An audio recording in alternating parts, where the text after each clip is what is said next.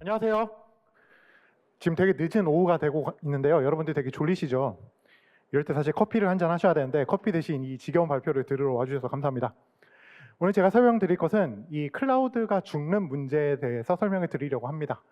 그래서 회사 얘기가 좀 없고 그냥 일반적인 얘기를 주로 많이 드릴 테니까 참고하시면 될 것 같아요. 도대체 클라우드가 잘 죽는 이유가 뭐고, 원래는 안 죽죠. 근데 GPU 클라우드는 잘 죽습니다, 여러분. GPU 클라우드는 왜 잘 죽을까? 그럼 GPU 클라우드를 안 죽게 하려면 어떻게 해야 할까? 그러면은 저희는 어떤 식으로 GPU 클라우드를 안 죽는 삽질을 해봤는가? 이런 얘기를 주로 드리려고 해요. 그러면 시작해 보겠습니다. 우선 GPU 클라우드가 왜 생겼는가, 언제부터 생겼는가 간단하게 짚은 다음에 그러다 보니까 새로 생기는 문제점, 특히 CPU 클라우드와 다르게 GPU 클라우드에서만 생기는 문제점들은 어떤 게 있는가 얘기를 해보고요. 그 다음에 이런 걸 우리가 훈련할 때뿐만 아니라 이제 서비스 스택이 점점 늘어나고 있는데 서비스 스택을 안정적으로 가지고 갈 때의 문제점은 어떤 것들이 있고 그런 것들을 어떻게 해결할 수 있는가, 어떤 연구들이 진행되고 있는가 이런 걸 설명을 드리고 그 다음에 저희가 어떤 삽질을 통해서 이런 것들을 당해보기도 하고 해결해보기도 했는가 이런 얘기들을 간단하게 드려보려고 합니다.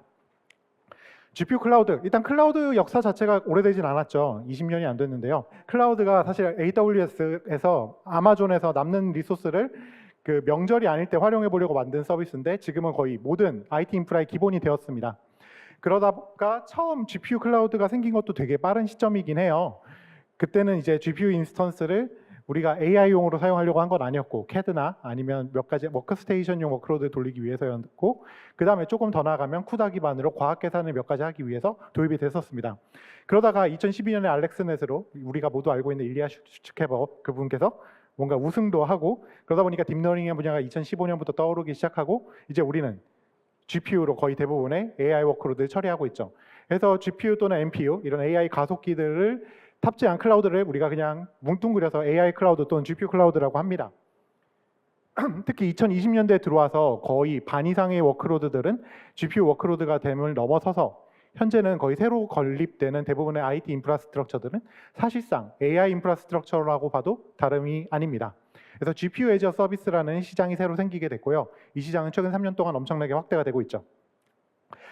당연히 문제가 있습니다. 우리가 기존에 사용하던 IT 인프라는 CPU, 램, 그 다음에 운영체제, 스토리지 이렇게만 구성이 되어 있고 이 스택 자체는 30년 이상 안정화가 되어 왔기 때문에 대부분의 문제들을 우리가 알고 있고 거기에 따라서 운영체제도 발전해 왔고 그 컴퓨터 스택도 발전을 해왔어요. 근데 GPU는 상대적으로 이렇게 힘들게 굴려지기 시작한 지 오래 안 됐습니다.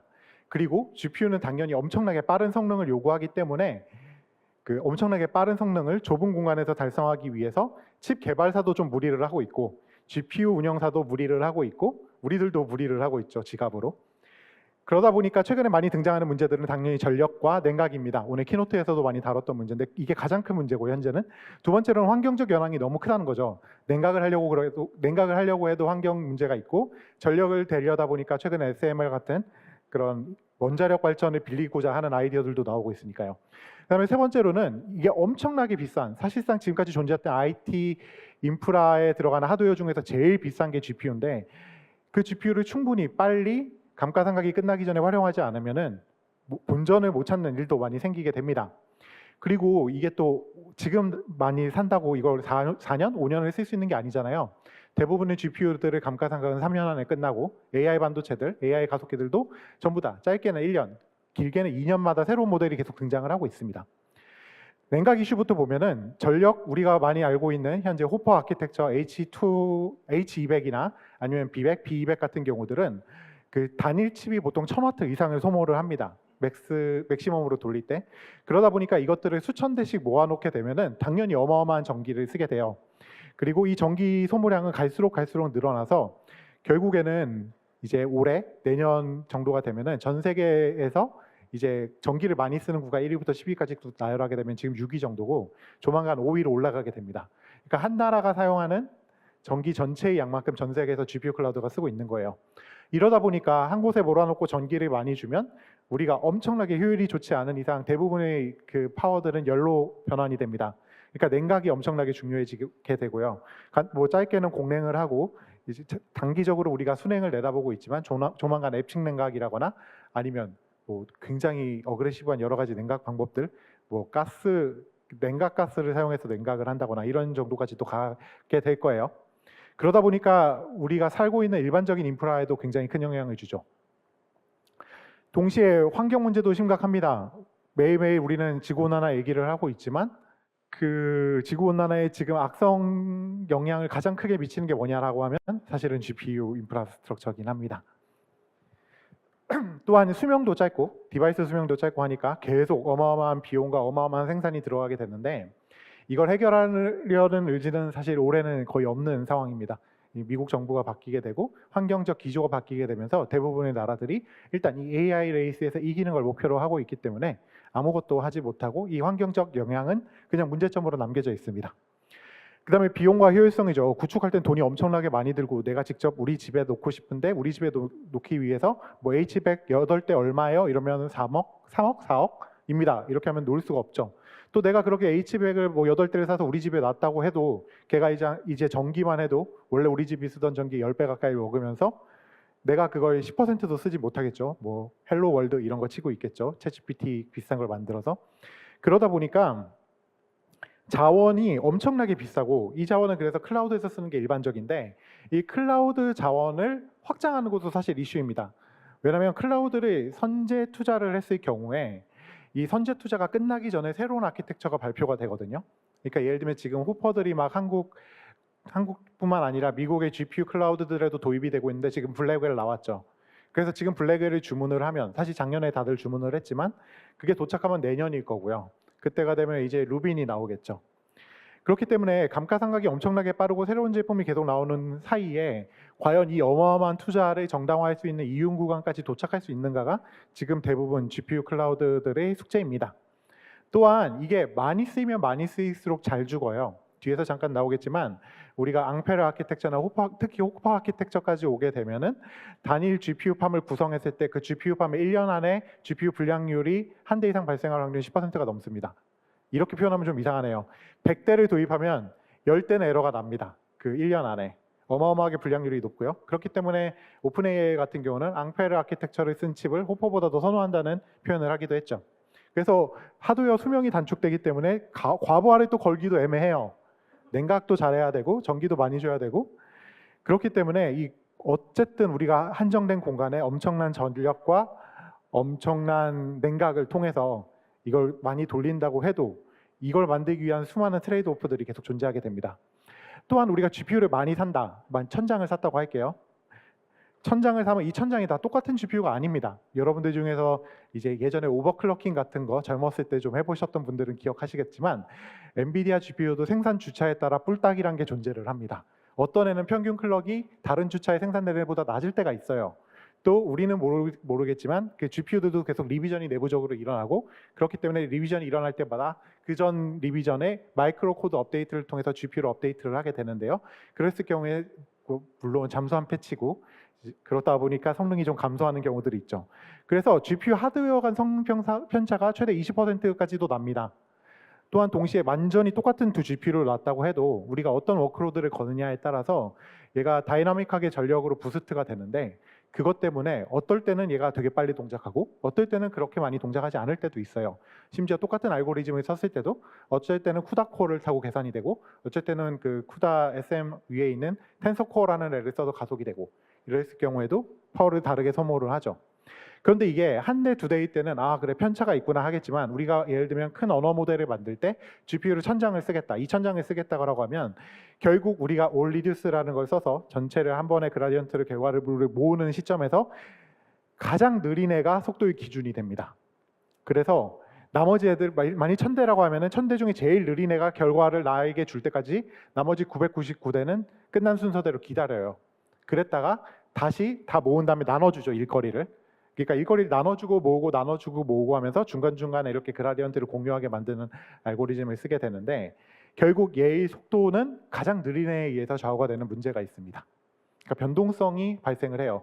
이게 앞에 파워 문제랑도 엮이는데 메타 같은 경우에는 예를 들면 우리가 쫙 수거를 해서 기다리면 GPU 전력이 점점 줄어들겠죠. 사용하는 전력이 1000대라고 하면 일 끝난 애들은 노니까요. 아이들 상태로 들어가면 줄어들고 맨 마지막에 한 대가 끝나면 모아서 CPU 레벨에서 처리를 한 다음에 GPU 레벨로 다시 일거리를 뿌려주게 되면은 순간적으로 파워 버스트가 일어납니다. 그러니까 전력 소모가 항상 이렇게 일정한 게 아니라 쭉 어느 정도 줄어들다가 다시 튀고 그 다음에 줄어들다 다시 튀고 이런 식으로 전력 변동이 발생을 해요. 근데 GPU 수명은 전력 변동이 발생할 때 가장 심하게 줄어듭니다. 그리고 전체적인 그 시스템의 파워 문제, 그러니까 IDC 레벨에서의 전력 문제도 이런 파워의 변화값에 의해서 더 많이 좌우가 돼요. 전체 파워 총량보다는. 그렇기 때문에 메타 같은 경우는 이 CPU가 일하고 GPU가 놀아야 되는 구간 동안에도 GPU한테 아무 일이나 막 시켜서 전력을 계속 쓰게 만드는 어프로치를 공개를 하기도 했습니다. 재밌죠? 또한 새로운 아키텍처가 계속 나오고 A100 쓰는데 H100 나오고 그 다음에 B100이 나오니까 새로운 아키텍처들을 계속 동일한 GPU 판에 통합을 해야 되는 문제들이 생깁니다. 그렇기 때문에 뭐 지금 시간이 많이 남지 않았으니까 빨리 하겠습니다. 그 스토리지 문제도 있죠. 각 GPU들이 모든 스토리지에 동등하게 스피드를 가지고 올 수 있으면 좋겠지만 사실상 우리가 그 네트워크 아키텍처를 설계를 할 때 보면은 뭐 스켈레톤을 구성을 할 때 리프 노드들을 몇 단계를 타고 가느냐 또는 그 GPU 스토리지 네트워크가 어떤 식으로 구성이 되어 있느냐에 따라서 각 컴퓨터 노드들이 땡겨올 수 있는 데이터 속도도 굉장히 편차가 발생을 하게 됩니다. 그 다음에 GPU는 그냥 잘 죽습니다. 아무것도 안 해도 죽고요. 심지어 하드웨어적으로 완전해도 죽습니다. 왜냐하면 메모리 거의 대부분의 에러는 메모리에서 나요. HBM은 굉장히 고도화된 메모리 구조고 사실 D램을 쌓아서 만들었기 때문에 D램 각각의 오류율이 단순히 합산해서 일어나는 게 아니라 곱으로 일어난다고 생각을 하면 되겠죠. 그렇기 때문에 메모리 오류가 가장 많이 발생을 해요. 그 다음에 이제 컴퓨터 코어 오류가 발생을 하고요. 그래서 연간 기준으로 아까 말씀드린 것처럼 약 9에서 10% 정도 고장이 납니다. 그렇기 때문에 이걸 막으려면 중간중간에 우리가 예를 들어 모델을 훈련한다고 하면 중간 결과를 저장을 하게 되는데요. 이 저장을 하는 것도 모델이 작으면은 그라디언트 저장하기가 쉽지만 모델 크기가 굉장히 큰 예를 들어 100빌리언, 200빌리언 이 정도의 사이즈가 되면 저장에만 1시간 이상, 그 길게는 3시간까지도 걸린다고 합니다. 그러니까 분산 시스템의 규모가 커지면은 그냥 이 저장하는 것도 문제가 되는 거죠. 그러니까 자주 저장을 할 수가 없어요. 에러가 나면 재시작을 하기 위해서 내가 전 세이브를 불러와야 되는데 세이브를 자주 하는데 세이브 시간이 오래 걸린다고 생각을 해볼게요. 내가 롤플레잉 게임을 하는 사람이라고 하면 세이브를 자주 하겠죠. 그런데 세이브를 할 때마다 30초씩 기다린다면 그거 굉장히 큰 트레이드 오프가 될 겁니다. 그러다 보니까 하드웨어도 불안정해, 장치 수도 엄청 많아, 불량률도 있고 네트워크 문제도 있고 심지어 생산 주차 문제도 있는데 그러다 보니까 이 많은 시스템의 스케줄링을 하는 게 엄청나게 복잡합니다. 그래서 기존에 우리가 예를 들면 쿠버네티스를 쓴다거나 할 때는 워크로드를 그냥 던지죠. 마이크로 서비스 아키텍처 사능에 던지면 얘가 알아서 우리가 파드를 구성을 하면 그 파드를 던지고 사실 이 파드에 들어가는 하드웨어들은 굉장히 균질하다는 가정을 하고 우리가 믿고 던지는 거죠. 근데 문제는 GPU 시스템은 그렇게 안정적이지가 않다는. 그러니까 던졌을 때 언제 어떻게 스케줄링이 되고 얘가 언제 어떻게 명확한 결과를 내놓을지에 대해서 우리가 명확한 풋프린트를 얻을 수가 없다는 겁니다. 변화 상황에 적응이 어렵다는 거예요. 그러다 보니까 다양한 이제 연구들이나 스케줄링 방법들이 나왔는데 결국에 정답은 없기 때문에 엄청나게 많이 그 메저먼트를 붙입니다. 측정을 합니다. 그래가지고 장애가 미리 생길 것 같으면 얘는 보니까 속도가 꾸준히 20% 느리다. 그럼 이 GPU는 빼서 지금 RMA를 보내야 돼. 이렇게 얘기를 해준다거나 아니면 이 워크로드는 보아하니 들어간 GPU가 전체적으로 이 편차가 좀 심하다. 그러면 느린 애들끼리 모아서 한 팜을 만들고 빠른 애들끼리 모아서 한 팜을 만들고 이런 식의 어프로치가 필요하겠죠.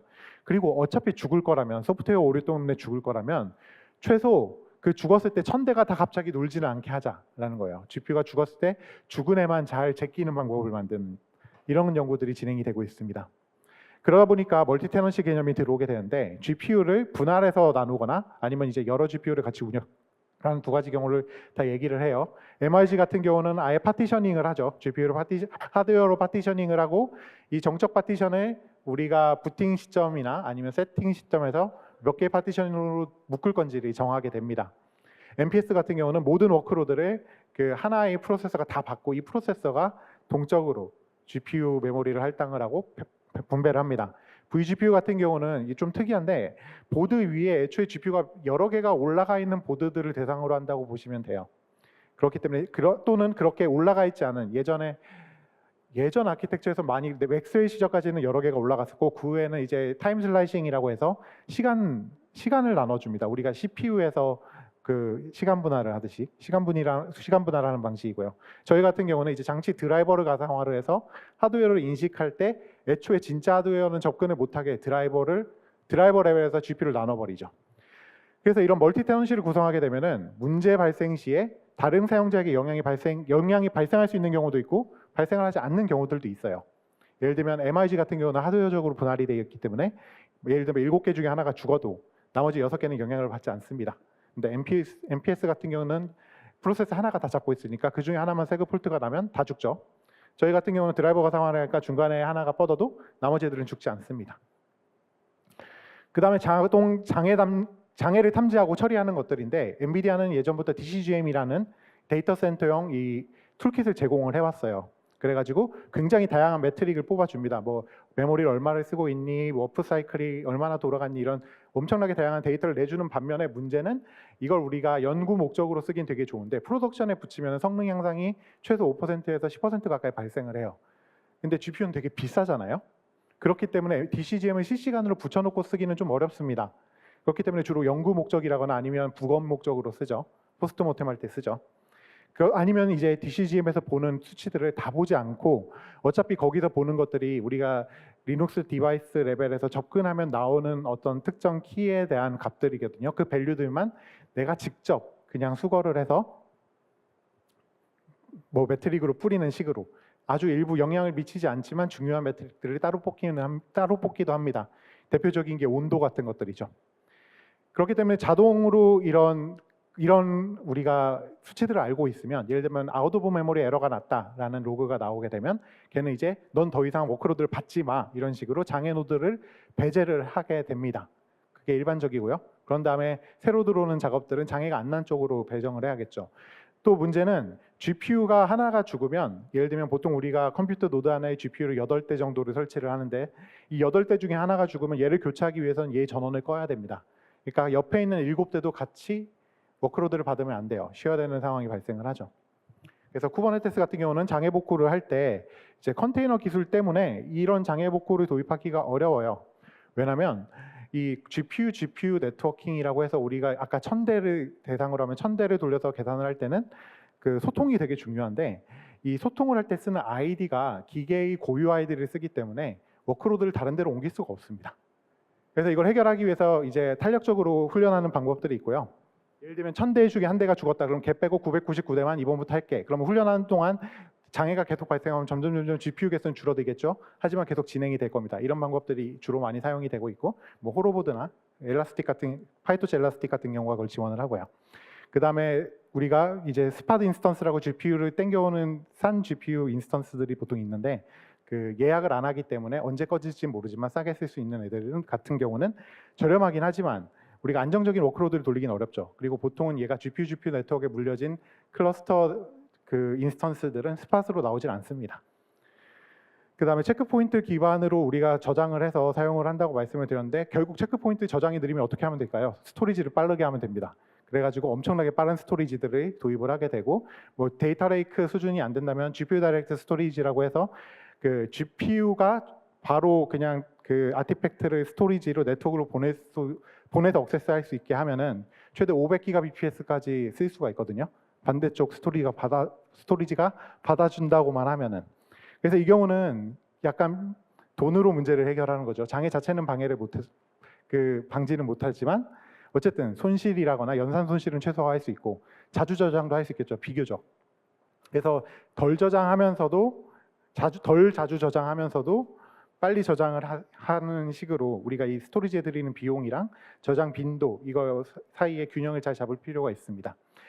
상대적으로 추론은 복구가 쉬워요. 왜냐하면 추론은 보통 컨텍스트리스 하거든요. 그리고 컨텍스트를 그 GPU 클라우드에서 떼올 수 있습니다. 앞에다가 우리가 게이트웨이를 붙이게 되면 그 CPU로 돌아가는 게이트웨이 수준에서 컨텍스트를 중간 보관을 하고 그 뒤에 돌아가는 GPU 그 컨테이너는 죽어도 상관이 없는 상황이 발생을 하죠. 만약 죽었다고 하면 다른 컨테이너를 붙여도 우리가 컨텍스트는 그 앞에 있는 게이트웨이 서버가 보관하기 때문에 문제 없이 운영을 할 수 있게 됩니다.